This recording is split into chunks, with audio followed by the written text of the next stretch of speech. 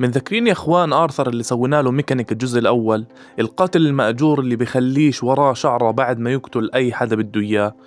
اخر الجزء الاول اعتزل واختصر والتهى في حاله الزلمة وعايش حياته الطبيعية. شو بده يصير بالجزء الثاني؟ ويا اخوان على فكرة راح اترك رابط الجزء الاول في الوصف. يلا بلشنا.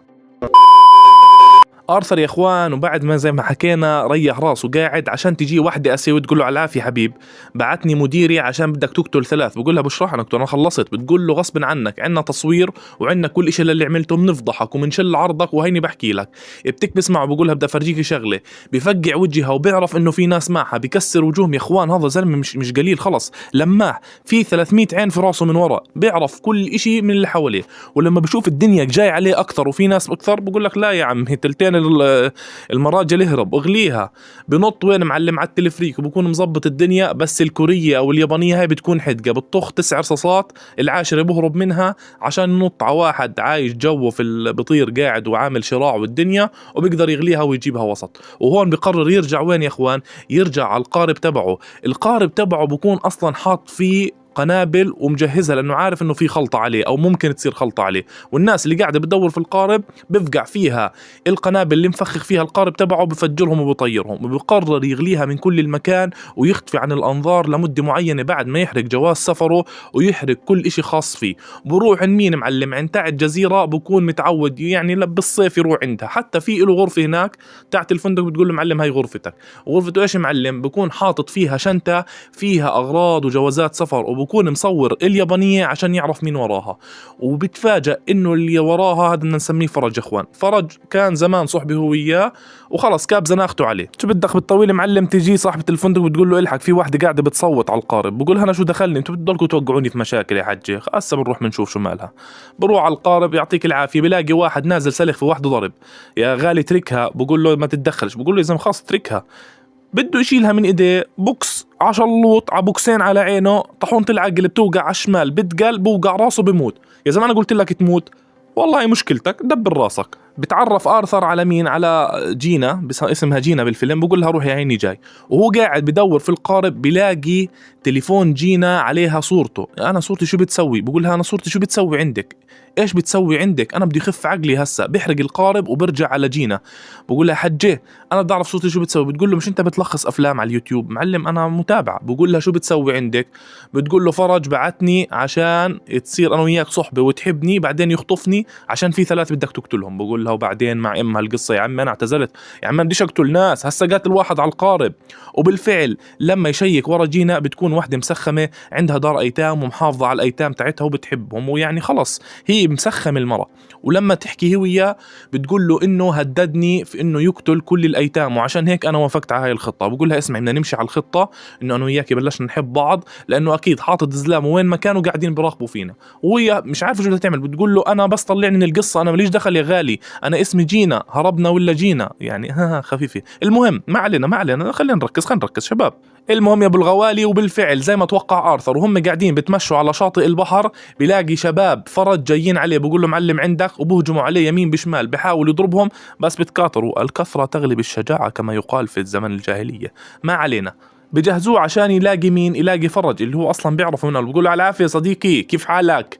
في 3 بدك تقتلهم، اذا ما قتلتهم مش راح اقتل جينا. اولهم هذا الاسمر، هذا قتال قتله موجود بسجن، وهي حبة دواء بتبلعها بعد ما تنط في البحر، بعرفش دبر حالك، جواها لوكيشن عشان اقدر اسحبك، هذا اللي عندي والمعلومات عندك. وبالفعل آرثر ببلش يتطقص ويظبط الدنيا، بيقلب فيها برزن بريك على الخفيف وببلش يدور مين اقوى واحد في السجن. كان زمان واحد مشهور ومعروف وهارب، وبيحاول يقلد الوشم تبعه اللي موجود على وجهه. فبروح معلم وقول له اغلبك يا غالي هاي بدي اياها على الوجه، عزاوية هيك عند العين عند الرمش. بقول له ماشي.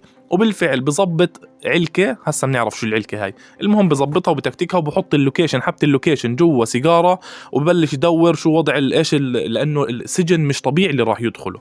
بالفعل بظبط الدنيا، بجوز جواز السفر، بزور جواز السفر، وبنزل يكب زناخته في الشارع. بلقطوا الشرطة معلمتك انك سكران، بلف وبسحبوا الجواز. وهذا مطلوب وكذا 700 تهمة عليه. هاتوه على اقوى سجن في العالم. بيسحبوه لآرثر، بتشك عليه بظبط الدنيا. حتى عند تاعون لما يجوا يسلموا أغراضهم شو اللي معه دخان وعلكة. لا العلكة ممنوعة ولا الدخان، ما يعني خلاص أمورك تمام، يلا دخانك وعلى زنزانتك يا كلب. ما علينا يا ابو الغوالي. المهم الثاني اللي على آرثر بده يروح يدور على مين؟ ابو سمرة قتال القتلة. يا اخوان اصلا ابو سمرة بكون جوا السجن ماشي بحرس، اللي جوا السجن بدوروا بدهم يقتلوه بس مش عارفين كيف. يعني هو مطلوب براسه داخل السجن، برا السجن، جوا السجن، مالي على الفصحى. المهم مطلوب راسه، وبيحاولوا حواليه بسكاكين بس ما بيقدروا لانه حواليه حرس فخمين. لحد ما يجي واحد يا اخوان يعني هيك ايده مقطوعة على الخفيف وفاقع محل ايده ايش؟ سكينة، بيكون بالضبط بيمين بشمال وبيقرب عليه، ولسه بده يقتله عشان آرثر يشمطه سكينة في الحجاب الحاجز، بالحجاب الحاجز، وبموت. بقول له ولك ابو غالي، ابو حب العم، ولك انت انقذت حياتي، اليوم عازمك على العشاء على حمص وفلافل، ما فيش بدك تقبل. وبالفعل بدخلوا جوا، وطبعا بما انه انقذوا خلص في امان الدنيا، وبقعد هو وياه، وهذاك بقول له اسمع شو رايك تصير من زلامي، لانه انت زلمه مرتب وشكلك مش قليل وابو عضلات ونافخ وشامط بروتين لزهقان، شو رايك؟ بقول له معلم انا جاي اقتلك، انت بتتخوت؟ بنت شو زي هيك بسحبه من راسه، بشمط الحديده في رقبته، بشمط الحديد في رقبته، بشمط الحديد في رقبته، بعلق عينيه وبقتله. عشان الدنيا تكون سهلة بروح بخلط له سم من المواد الموجودة في الحياية عشان انه الزلمة تسمم بالغلط، وبسيبه قاعد برج زي تلفون نوكيا على الارض، وبطلع بقول للشباب اسمع سيبوه قاعد بصلي ما بده حدا يزعجه. واول ما الخبر يا ابو الغوالي يوصل للشرطة انه ابو سمرة مات، شو هذا رئيس السجن، الدنيا قالبه، وهو قاعد بظبط العلكة اللي بتكون عبارة عن متفجرات لما يخلط مادتين ببعض، وبظبط حبة اللوكيشن عشان يبلعها، وبدهن حاله يا اخوان كريم عشان الحيتان ما ياكلوه. واول ما تنفجر الحيط اللي موجود قدامه بيطلع وطيران في رصاص بهجم عليه، بس انا ها وين يا روح ما بعدك روح، بنط جوا البحر وبغليها والامور في السليم. شو بدك بالطويل معلم؟ زلمة اللوكيشن بيسحبه بقول له الامور تمام، وبيجي ايش بيقابل فرج على ايش؟ على السكايب. المهم بيحكي معاه لايف، بقول له معلم شو بدي اشوف جينا، بقول له هاي جينا، بتقول له شو الوضع، بقول له عندك 24 ساعة عشان تقتل الثاني. والثاني يا اخوان بيكون عبارة عن واحد بتاجر في الاعضاء البشرية، عايش على الطابق ال70 بفندق، كل الممرات حرارية ممنوع تطلع اي سلاح، فصعب وقاعد بخلط شو بدي اعمل. وطيران بروح بخلط انه بده يستأجر شقة تحت المكان اللي ساكن فيه هذاك اللي بده يقتله، وبصور المفتاح تبع الشقة بالعقل، وبروح بشيك على الخرائط عشان يعرف وين القصة، وقاعد بخلط بمادة بتفجر القزاز. هسا بنعرف ليش. بروح بظبط المفتاح، بيفتح القزاز هذا عشان انه الزلمة تبع التنظيفات، بيطلع وين الحج الغالي تبع الاعضاء البشرية، بكون عامل مسبح في الجو على الطابق ال70. يا زلمة روح اسبح في اي واحد في نادي الارثوذكسي ولا باي مكان يا غالي. بروح بحفر له جوا المسبح وبشمط المادة المتفجرات اللي بتفقع القزاز، وهو قاعد بسبح بطق الكبسة بتفجر القزاز. بتعرف الدوامة تاعت سندباد، بلاقي حاله أشلاء وبنزل على الأرض 600 شقفة، يلا عشان يبعوك أعضاء يا قرد عشان تتعلم يا محترم، مش محترم أنت. وبرجع بالفعل وأموره تمام، وبحكي مع فرج بقول له هاي الثاني ضن معلم، وهو قاعد بحكي مع جينا. جينا بتأشر له على اسم المركب اللي هي فيها عشان يقدر يلاقيها، خلص بكفي قتل، هي بدها تهرب من القصة كلها.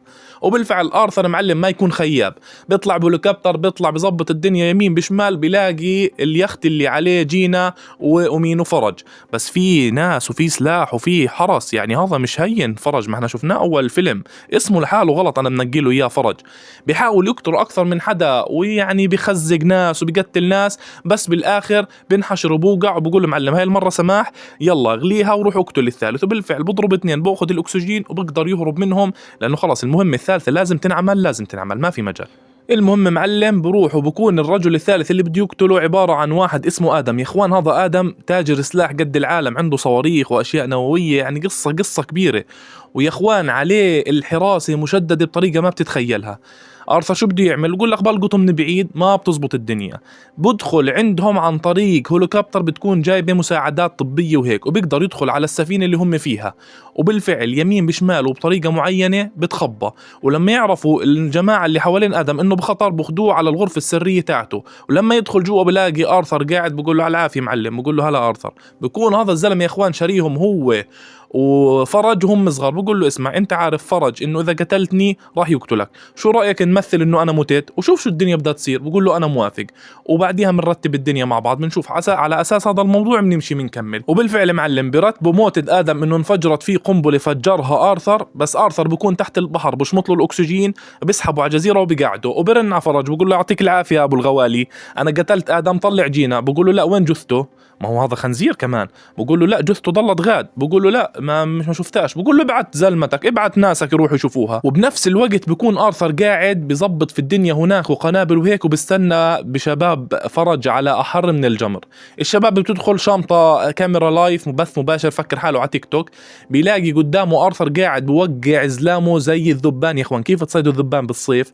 بصيد فيهم واحد واحد لحد ما يزت له قنبله تنفجر في كل الناس مع الكاميرا. وهون فرج بخف عقله بقول انتصب علينا يا ابو الغوالي، روح دوروا لي عليه. دوروا لي عليه ايش؟ ولك جاييك شامت بسكليت مع 4 عجال وجاييك ركاط، بيشلح تحت التنفس تحت الاكسجين وبيطلع له على القارب اللي هو فيه، بشمط اول واحد رباط صليبي بزته بقول له سلم على الشهداء. وفرج يا اخوان خاف عقله يعني 360 درجه بتيجي لف هاي، ما علينا بصيد بالثاني، وجينا قاعده بتحاول تنقذ بحالها بتجيها رصاصه بالكليه اليمين يا اخوان، يعني تحت المراره بشوي، ما بتموت بس اصابه جامده. بخدها فرج عشان ايش؟ يهدد ارثر فيها، وارثر نازل سلخ وضرب في مين؟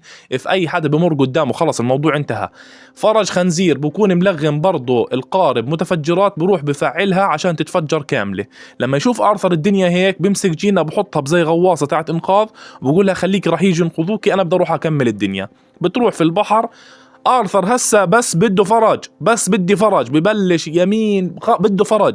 فرج كمان خنزير يا اخوان، مش سهل يعني. باكل 4 بوكسات ما في طواحين حق التوقع لانه ضاربه قبل هالمره، لحد ما يربطوا ارثر بالقارب وبقول له يلا معلم، بقول له لا راح تموت معي. وبالفعل القارب كله بتفجر بارثر وبفرج، 600 شقفه بصيروا. وبتيجي الشرطه والدنيا وبنقذوا جينا، بيطلعوها من الغواصه وامورها تمام. ولما يروحوا يتفقتوا القارب بكون كل اللي على القارب مات، والكل بيقن انه ارثر يتفجر وصار أشلاء، عشان جينا تروح لحياتها الطبيعية مع الأيتام والأمور طيبة. عشان فجأة المخرج بكل سلاسة يقول لها العافية غالية وتنبسط جينا. مين اللي بيكون خليط؟ آدم أبو المتفجرات أبو الصواريخ. لما بدخل على الكاميرا بيكون لاقط آرثر وهو طالع ولابس شورت، بيقول هيو هيو هيو المحترم.